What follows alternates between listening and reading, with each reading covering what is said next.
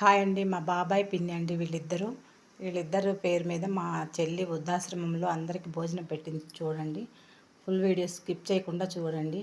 Hi అండి, welcome to our channel Nagalakshmi talks. ఇదిగోండి మా బాబాయ్ కూతురు ఈరోజు వృద్ధాశ్రమానికి వెళ్ళి ఇవన్నీ వాళ్ళకి పాపం ఒకరోజు కడుపు నిండా భోజనం పెట్టించిందండి. వాళ్ళ అమ్మా నాన్న పేరు మీద. వాళ్ళ అమ్మా నాన్న ఇద్దరూ చనిపోయారు. బాబాయ్ పిన్ని చిన్న వయసులోనే చనిపోయారు. అదిగోండి చక్కగా చూడండి అన్నీ చేపించింది. స్వీటు, హాటు, పులిహోర, అన్నం, కూరలు, సాంబారు. చూడండి ఎంతమంది ఉన్నారో అనాథాశ్రమంలో. వాళ్ళకంటూ ఎవ్వరు ఉండరు కదండి. ఇలా మనం ఎప్పుడన్నా వెళ్ళి పలకరించి వాళ్ళకి కడుపు నిండా భోజనం పెడితే ఎంత సంతోషిస్తారో కదా. వయసుతో నిమిత్తం లేదండి, గొప్ప మనసు ఉండాలి ఇలాంటి పనులు చేయడానికి. మా చెల్లి చేసినందుకు నేను చాలా హ్యాపీగా ఫీల్ అవుతున్నాను.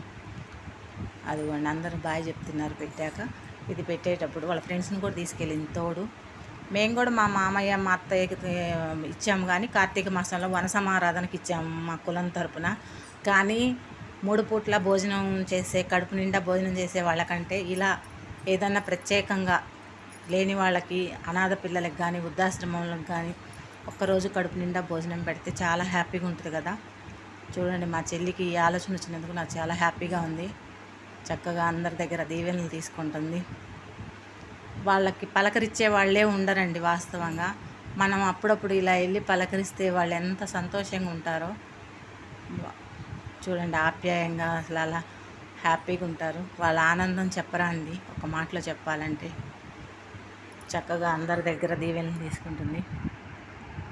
అందరు దీవిస్తున్నారు మా చెల్లిని. చాలా సంతోషంగా ఉందండి నాకు ఇలాంటి పనులు చేస్తే. అంతకుముందు కూడా పెట్టించింది ఇంకో చోట, దానికి నచ్చిన చోట.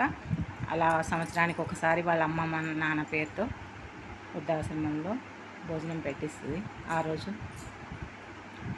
అందరి దగ్గరికి వెళ్ళి దీవెనలు తీసుకుంటుంది. ఇలా చెయ్యాలంటే నిజంగా గొప్ప మనసు ఉండాలండి వాస్తవానికి. మనం పుట్టినరోజులు, పెళ్లి రోజులు ఖర్చు పెట్టి ఎంతెంతో ఖర్చు పెట్టి చేసుకుంటాం. కానీ ఇలా చేయాలంటే మనసు ఉండాలి. గొప్ప మనసు ఉంటేనే చేయగలుగుతారు. డబ్బు ఉంటే కాదు. కోట్లు, లక్షలు ఉండొచ్చు, కానీ ఇలా చేయలేరు ఎవరు. ఓకేనండి.